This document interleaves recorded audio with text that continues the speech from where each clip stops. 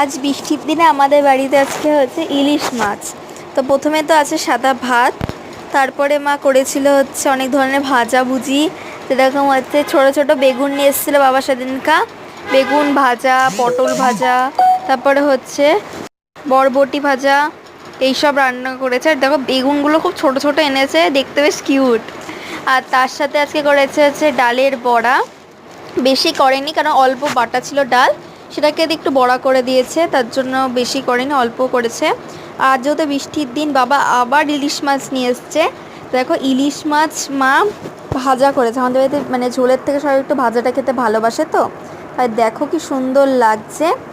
আর একটা জিনিস যেটা স্পেশাল যেটা আজকে করেছে, সেটা হচ্ছে ইলিশ মাছের মাথা দিয়ে কচুর শাক, যেটা আমার দাদুর বাড়ি থেকে পাঠিয়েছে কচুর শাকটা, সেটার জন্য আজকে এটা একটু বেশি স্পেশাল। তোমাদের কেমন লাগলো অবশ্যই জানিও। Like, comment, share and subscribe our channel.